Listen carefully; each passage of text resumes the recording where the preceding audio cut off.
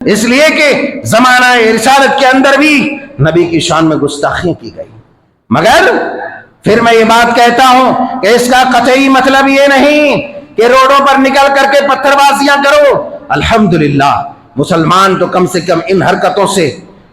99% باز ہے، چاہے مسلمان جتنا بھی کر چکا، مگر کھلے عام پتھر بازی کرنا، ہلڑ بازی کرنا کم سے کم اس سے تو محفوظ ہے، اس سے محفوظ ہے۔ مگر کہنے کا مطلب یہ ہے کہ جب بھی شان رسالت امام صلی اللہ علیہ وسلم میں گستاخیاں ہو اس پر ایکشن لینا چاہیے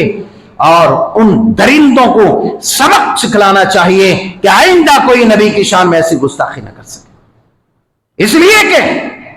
میں پھر کہتا ہوں، یہ الگ بات ہے کہ آج امت کے لیے، مسلمانوں کے لیے صرف یہ کہنے کی بات ہے کہ میرے ماں باپ کی شان میں، میری شان میں گستاخی کرے، کوئی بات نہیں، چلے گا نہیں، یہاں تھوڑی سی بات تو ہم برداشت ہی نہیں کر پاتے ہیں، زمین آسمان ایک کر دیتے ہیں، خاندان کے خاندان گن دیتے ہیں، مظلوموں کے اوپر ظلم کر دیتے ہیں، مظلوموں کے اوپر ظلم۔ مگر پھر بھی ایک مسلمان کا ایمان، عقیدہ یہ ہے کہ لا یؤمن احدکم حتی اکون احب الیہ من والدہ وولدہ والناس اجمعین، ایک انسان اس وقت تک ایک مسلمان، پکا مسلمان، مومن نہیں ہو سکتا جب تک کہ اپنی جان، اپنے مال، اپنی ماں، اپنے باپ، اپنی اولاد اور دنیا تمام سے زیادہ محبوب ترین اگر نبی آخر الزمان کو نہ مان لے، خدا کی قسم وہ مومن ہو ہی نہیں سکتا ہے، وہ مومن نہیں ہو سکتا ہے۔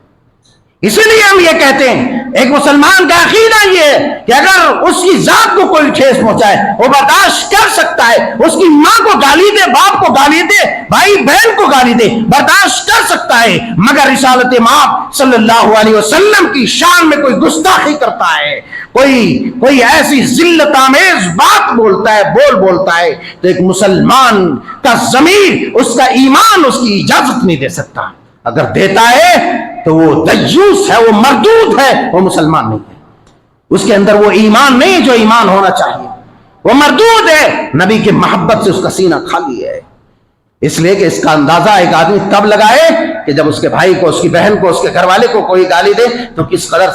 سینہ جو ہے، سینے پر سانپ لوٹتا ہے اور کس قدر خون کھولتا ہے، اور پھر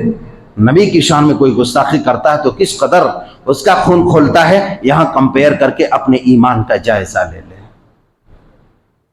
یہاں کمپیئر کر کے اپنے ایمان کا جائزہ لے۔